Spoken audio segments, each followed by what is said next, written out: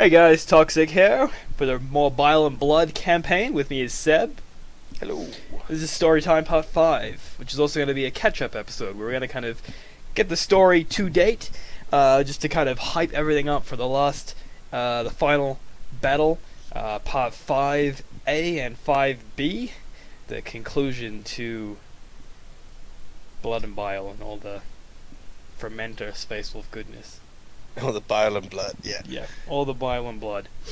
So we'll start it right back at the start where I guess kind of the fermenters, kind of what they did and how they kind of got here. So Seb, I'll throw that over to you. Yeah, so the fermenters was just kind of scavenging around, doing their usual little skirmish thing, being a little group, but they were bolstered by the vicissitudes, the sorcerers joining them, and basically just getting enough. They had their hands on enough other renegades and things that swelled their numbers that they decided that rather than just stealing the odd and fighting here and there, they wanted to try and take a planet or a system for themselves. So they set their sights on the Theoria system and sent Nulakian off and a small force to try and cause some unrest there. So that's where they started. And do you want to talk about your Inquisition and how they began? Yeah, so we have Inquisitor Corvus Rix. He's obviously was with no one throughout the story. He's a Ordo Malleus Inquisitor. Spent his whole life basically dedicated to demons, or more stopping demons. And he's got to a point in his life where he's very skilled at pinpointing threats.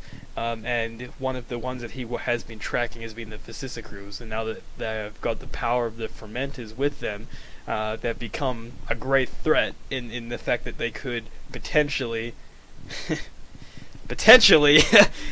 cause a demon incursion on on basically any planet they choose to. I think I'm suffering a demon incursion right now. So basically he knows that he now cannot just pursue them himself. They have the power of the fermenters behind them. He can no longer just pursue them on his own. His henchmen, his assassins are just not good enough. So he needs someone to help him. So he's done a little digging into the fermenters, and he's actually managed to find some blackmail to hold over the heads of space wolves, which is a very brave thing because everyone knows that space wolves do not like the Inquisition. But most Inquisitions also don't give a shit. So space wolves don't give a shit, but yeah, Inquisitors themselves also don't care. So he's basically gone there and said, you're going to help me out. This is your doing. You're honor bound to, help us out. The Space Wolves have agreed, and the closest, they come in a little bit later, but they agreed, and the closest Space Wolves in the area is actually not all of Ragnar's company. In fact, he's not there, but some of Ragnar's great company, led by the Wolfguard battle leader, Sven Stormslayer. That's kind of the two armies, and what we've been looking at. We'll throw it back over to Seb, and he can kind of mention how it first kind of started in Hypastus.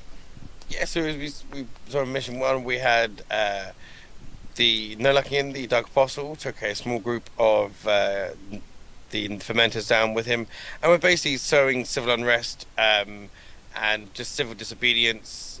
Lots of people were feeling the charge of chaos, but also just that rebellious and anarchistic feeling that just seems to radiate whenever chaos-marked people turn up on a planet.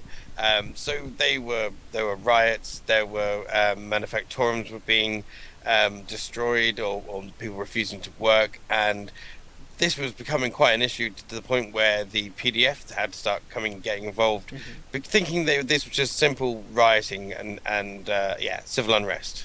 Yeah, and the reason actually why the PDF got involved is because, well, first they sent out like the Arbites, the law enforcement, and they're just no match for the sheer number. Like, they were coming with weaponry and stuff, but just they got outnumbered and killed. Basically, it was very violent. So the PDF stepped in.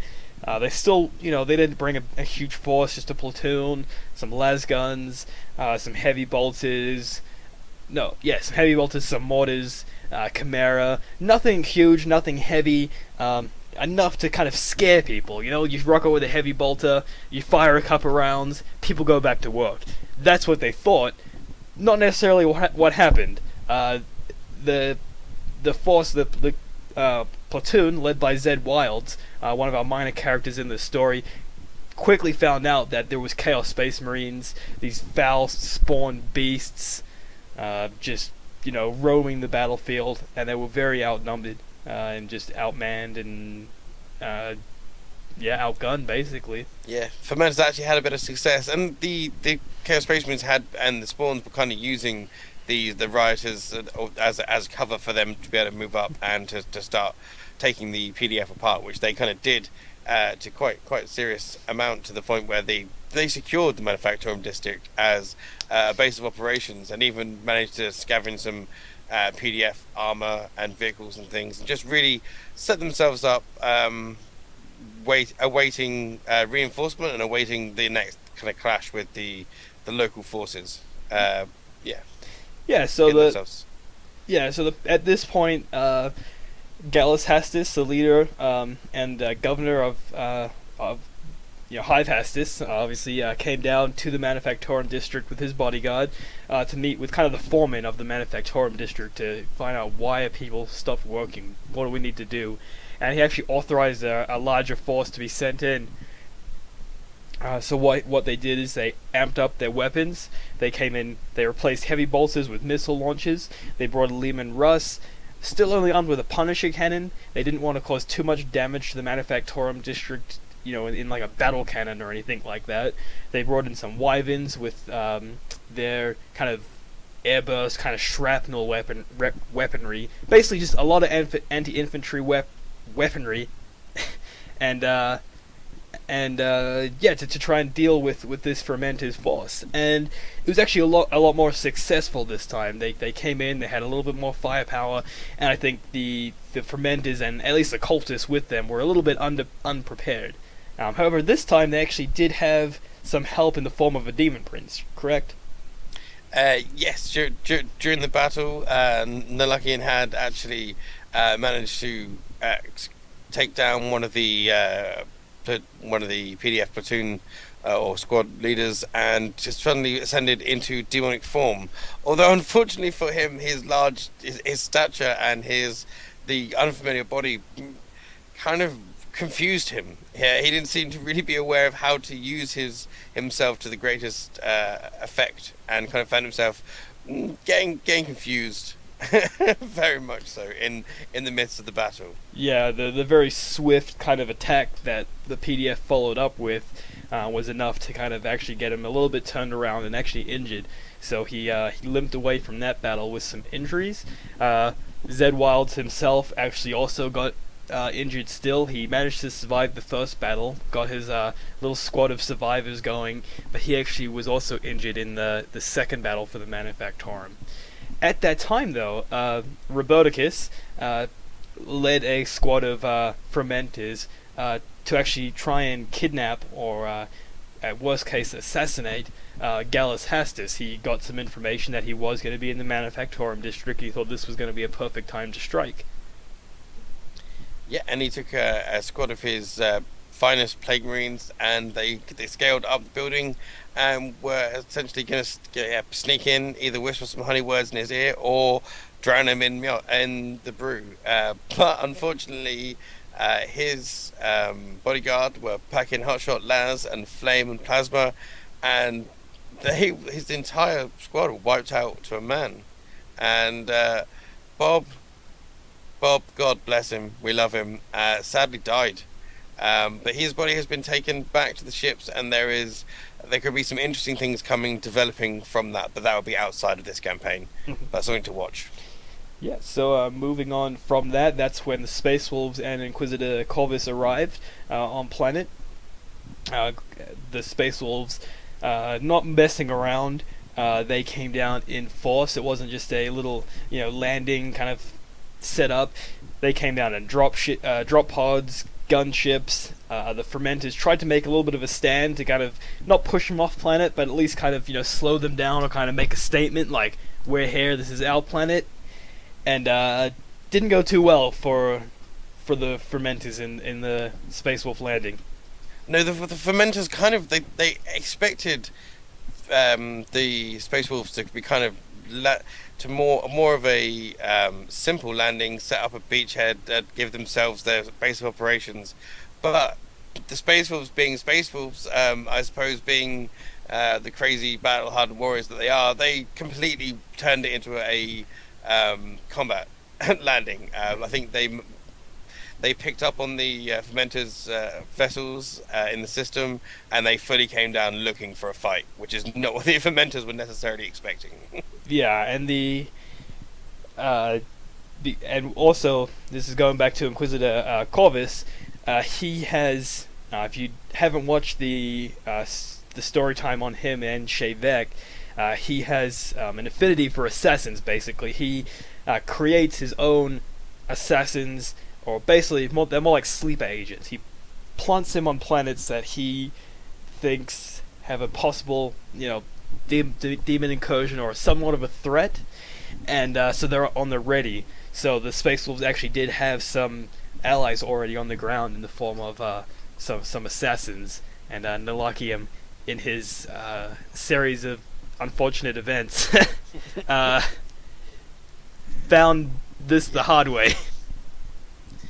Yeah, those assassins, they can shoot and cut through pretty much anything, and he was still kind of caught in the midst of this battle, feeling his new warp kind of psychic attunement, and I think the Inquisitor's powers and the way the assassins work really kind of interfered with this, and the assassin cut him down, sending him back into the warp after really doing very little as a demon prince. So we presume his soul is kind of being eternally tormented in the warp, and basically his demon prince status has been kind of removed. So Yeah. the fermenters are very much looking for a new Dark Apostle. I don't want to really bring in like other universes here, but in my head it was kind of like, I guess it could be considered a spoiler, but Supernatural, like their whole like demon universe, where it's like you get tortured, and then when you're being tortured enough, you start torturing people, and then then you become a demon that can go off and do things. Like, he had his chance, now he's right back around full circle to getting tortured himself. No, that's exactly it. He had his go. He's got to do well. He's going to have to endure a lot or prove a lot for any chance of becoming any kind of demon or being reincarnated in any fashion. Yeah, so he might not come up again so quickly in the stories and the universe, but we'll see. We'll see. At the same time, during this battle, Inquisitor Corvus and his assistant, but not assistant, but assistant Inquisitor, Shayvek, managed to find their way. They made a much more quiet planetfall. They managed to arrive in the Manufactorum district, kind of like a bloodhound tracking the demonic presence. They were on top of the Vicissicrues very quickly. There was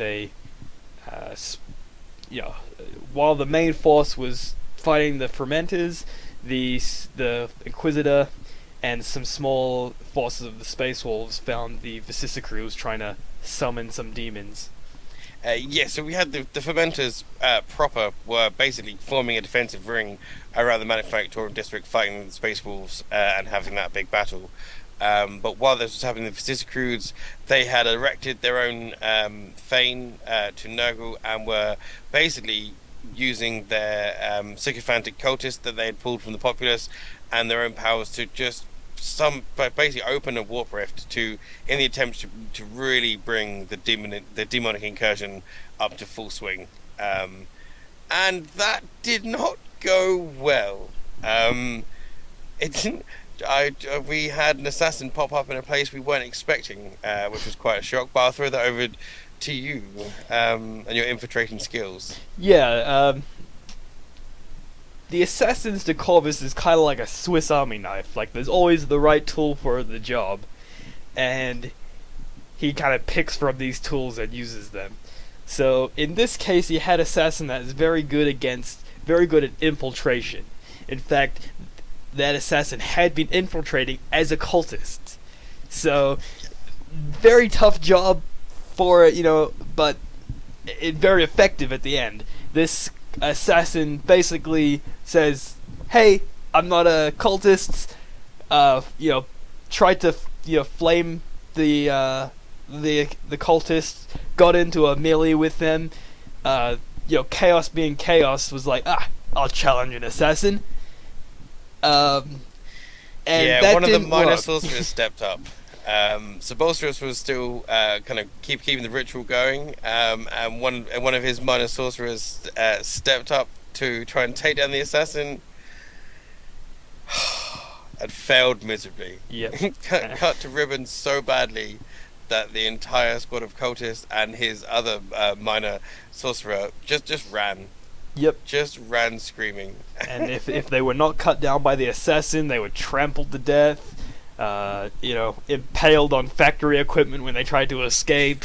This is like Stampede in the Gorge, Simba's down there type situation. Yeah, it was. There was a lot of cultists. I mean, if you're watching this, as a catch up to kind of, and haven't watched the other ones, you need to watch that video because that was brutal.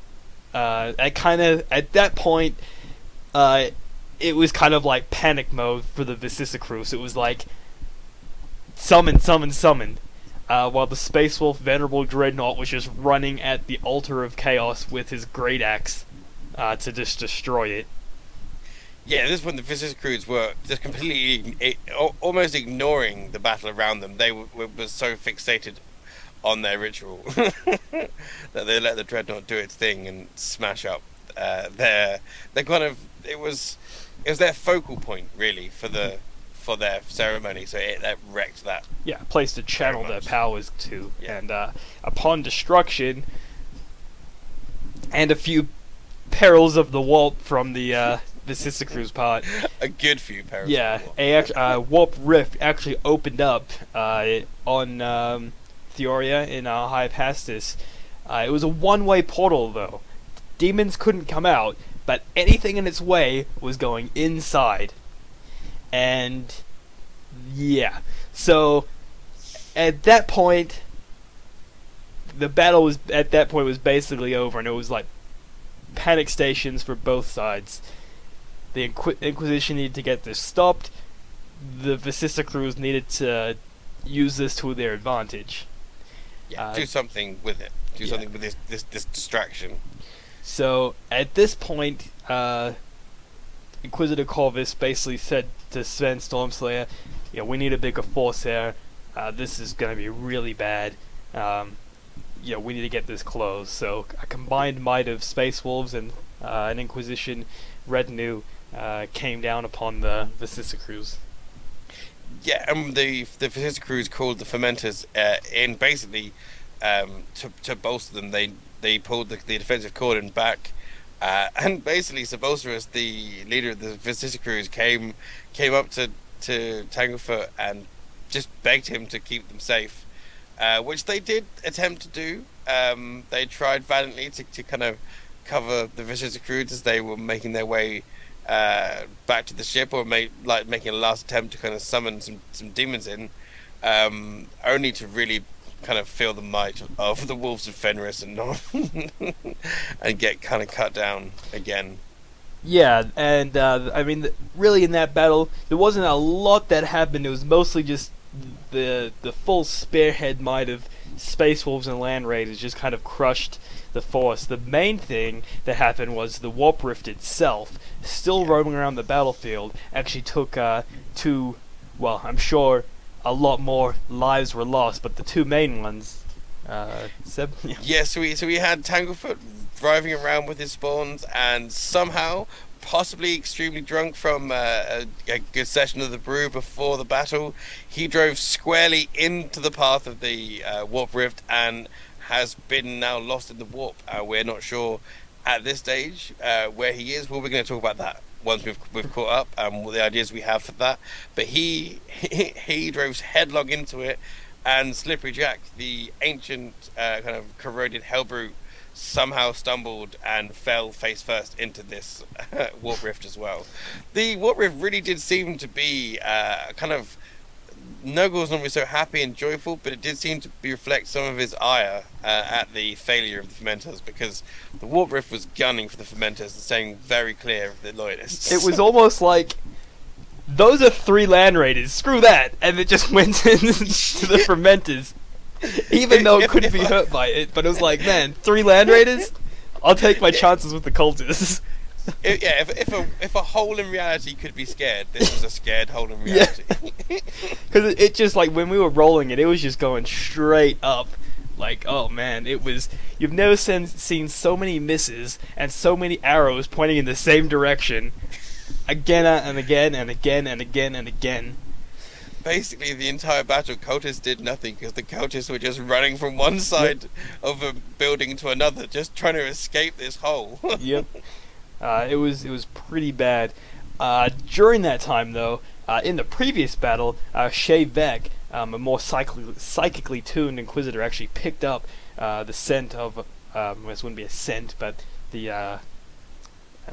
picked up the sense of more demons in the Underhive of Hive Hastis, and she took, as most of the young bloods were fighting the Fisicrus and the Fermenters, Sven sent a team of Wolfguard into the small, tight, enclosed areas of the Underhive in Terminator armor with Shay Vec to take on whatever this demon presence was. At that point, they didn't really know. Could have been a greater demon for all they knew. They were going in with, some Terminators. They were very lucky that it actually only was, at that point, a small squad of demons with a small squad of plague bearers. Yes, we had the last remaining Vicissicrues led by Toxicanus, the Sorcerer, or Toxicanus, and the Herald Savakok, who was basically, they were attempting to poison the water supply and to get Nurglings and other demons into the sewage system, just so they were properly going to be essentially composting, but just infecting the entire hive complex, and just getting themselves a foothold. They did manage to call a few more demons in. Some plague drones kind of were dragging their mandibles and their lanky spiked legs against the confined walls, trying to take down some of these Terminators. But perils are perils, and wounds still come when you're trying to tap into the etheric realm, and things didn't always go so well as the Terminators actually got much closer and began to bring their close combat weapons to bear. Mm-hmm. It actually didn't go too well on both sides in the sense of psychically tuned characters. The questionably named Agnar the Red, Rune Priest, tried to launch the oh man, I can't remember what it's called. The Doom. Is the Doom Bolt or the? No, yeah, I have it right here. Actually, it's the Vortex of Doom. Oh, that's basically he was opening up his own more controlled rift, and he actually managed to injure himself as well. But he did get that vortex off and did send some of the demons back into the warp. Yeah, plague bearers and fermenters, marines alike, were being sucked into that rift. Yeah, it did take. It did damage him a little bit. It did kind of weaken him for Toxicanus to get a shot in and finish off old Agnar the Red. Well, at least wounded him enough where he. Well, they did. They stepped up to single combat while essentially the rest of their squad watched. They battled, and essentially they scored not quite a mortal blow, but a decisive blow upon each other. Mm-hmm. Well, I think it was mortal for Toxicanus, but... Oh, it was mortal. Yeah.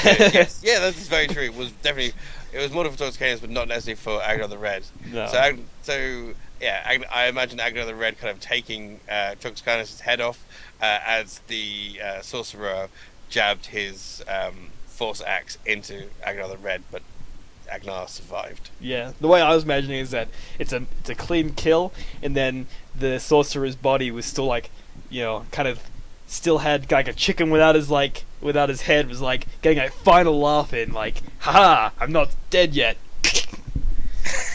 Because anyone named Toxic is a sly fellow and would not play fair. So this is true. I love that. That's a much nice image. I like that. There's just something horrible and creepy about the way headless sorcerer still Yeah. taking down people. Yeah. But yeah, that mission actually was very fun, and it's actually been one of my favorite missions in the campaign. But we're talking more about story now, so we'll move on to kind of where we're at now. Where we're kind of at is the warp rift is still open.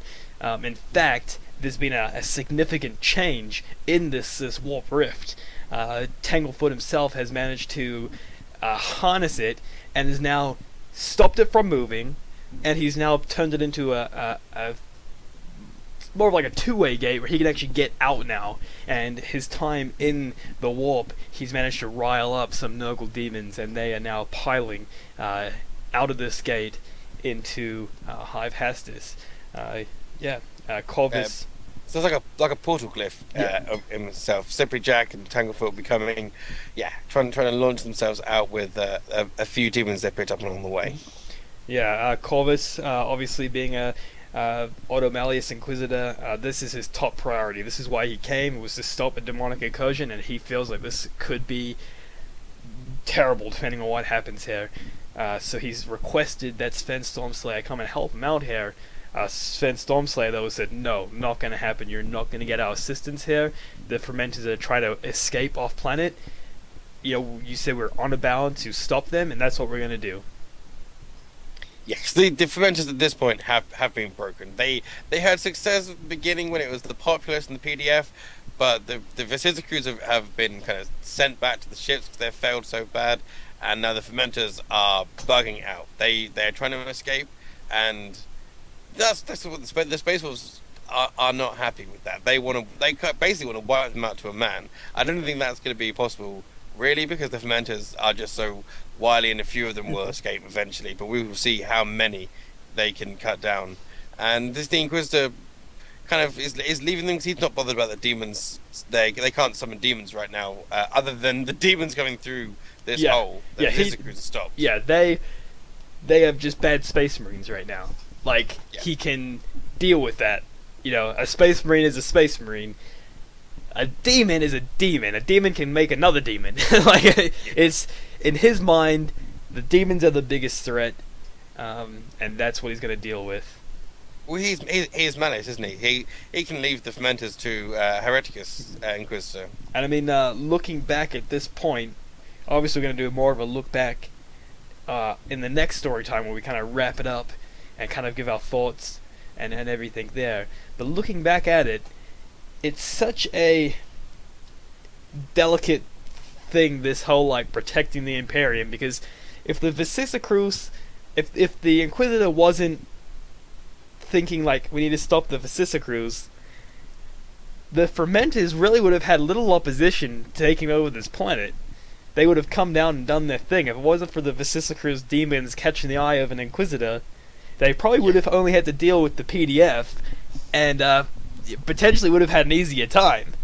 It was. You can imagine Space Wolves, Space Marines eventually being contacted. Yeah. By this point, But the by that Fermenters point, would have yeah. had much. Yeah. They would have landed and set up base. Yeah, the planet would have been infected by plagues. There would be zombies everywhere. The population would probably be little to none, if not already all turned into just hordes of, Nurgle zombies. It would have been a lot worse, and it just makes me think like, man, it's a dangerous game keeping this the Imperium kind of under control, because it's just it's so easy. Like it's basically coincidence that things get stopped the way they can. Yeah, and the Inquisitors get a bad rep. Most of it kind of earned, and like let's say like Rix is not that bothered about the populace of the planet. He's all about the demons, but him being obsessed with the demons has possibly saved the planet and brought the Space Wolves there, which will be the Yeah. planet, probably be the planet's redemption. Yeah, and if you do watch the story time on him, yeah, he's very much also me. He wants to make a name for himself. He might he's gone past the point of he wants to protect the Imperium, but he also wants to fight the biggest baddest demons. He wants to save worlds because he wants people to go, that guy saved the planet. Yeah. He wants a legacy, and but I mean, everyone has a story. Definitely check out all the stories we've done before this, the stories that we're going to be doing in the future. Mission 5A, 5B are coming up soon. Any final words, Seb? What I was going to say was there's specific story time to talk about the Fermenters, the Visicruits, the Inquisitors, as well as all the missions. So we've got Mission 5A is the big Space Wolves, Fermenters pushing through to get to their ships. They're going to be moving through, taking out as many Space Wolves, obviously, on their way, but essentially it's escape and wiping them out for the Space Wolves. And then Mission B is Tanglefoot, Slippery Jack, and their demonic buddies coming back through the Warbaners and sticking it to Inquisitor Rix. Now, hopefully, managing to at least tick the Inquisitor off and cause some kind of pain for him, because it's not been too much effort for him so far. He's lost a few acolytes and a few Imperial Guardsmen here and there. The odd Space Wolves died, but the casualties on the Loyalist side really aren't that high right now. Not really. I think they may have lost the odd Space Wolf. I don't even think they've lost the odd Assassin. But yeah, it's really been... yeah, I think that's really the mission at 5FB, is just to see what damage they can do. And I'm sure Seb himself wants to put some hurt on the Inquisitors, because it's yeah, to get some revenge on all his characters. There's definitely going to be a focus on the Inquisition in that battle for sure. Yeah, it's gonna be fun. But if you're checking out this video on Tumblr, don't forget, we are on YouTube. We could definitely do with some supports. If you can subscribe, that would help us out a lot. If you're watching this on YouTube, I mean, it goes without saying, subscribe.